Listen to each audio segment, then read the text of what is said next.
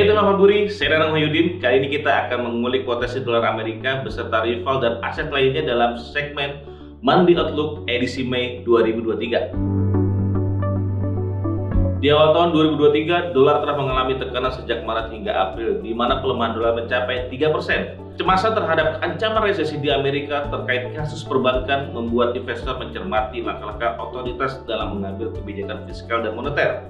Laju inflasi Amerika yang terus melandai di bulan Maret telah berada di 5%, berada jauh dari puncaknya 9,1% pada Juni 2022. Meskipun laju inflasi turun, langkah pengetatan moneter The Fed harus tetap berjalan karena masih jauh dari target inflasi yaitu sebesar 2%.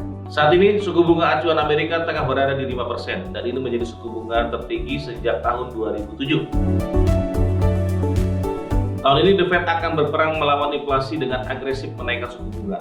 Pada pertemuan 2 dan 3 Mei ini, hampir dipastikan The Fed akan menaikkan 25 basis poin menjadi 5,25%. Banyak kalangan memperkirakan The Fed akan rehat sejenak sembari mempertimbangkan serangkaian data ekonomi terbaru nantinya, baik data ketenagakerjaan atau Nova Payroll, inflasi, dan data lainnya. Di awal pekan Mei, Departemen Tenaga Kerja Amerika akan merilis NFP untuk bulan April dan diperkirakan ada kenaikan dari 190.000 ke 236.000. Sementara itu, angka pengangguran employment rate diperkirakan tetap pada 3,5%.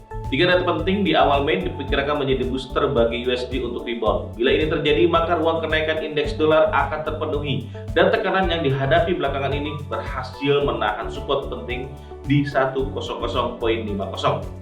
Hal ini dapat dilihat dari Fibonacci retracement yang sudah memasuki area 50%. Dengan begitu, potensi pembalikan arah dari indeks dolar berada pada rentang harga 102.00 hingga 105.00. Namun perlu disikapi, bila tekanan masih berlanjut, maka akan menekan lebih dalam hingga 95.00.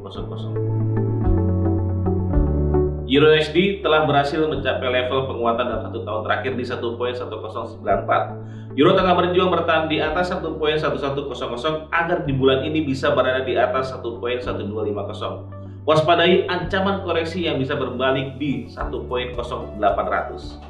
Sedangkan untuk GBP USD masih bertahan dalam rentang harga 1.2100 sampai 1.2500. Harapan untuk membuka zona atas baru bisa tembus di atas 1.2670 agar mencapai target 1.3000. Sebaliknya, jika ada koreksi, maka GBP terancam kembali ke 1.2100 sampai 1.2200. Harga XLUSD sulit bertahan di atas 2000 karena berada di tengah ancaman kenaikan imbal hasil obligasi Amerika dan kenaikan rate. Apabila terjadi ancaman resesi di Amerika, maka menguntungkan dolar sehingga emas masih rawan untuk koreksi lebih dalam.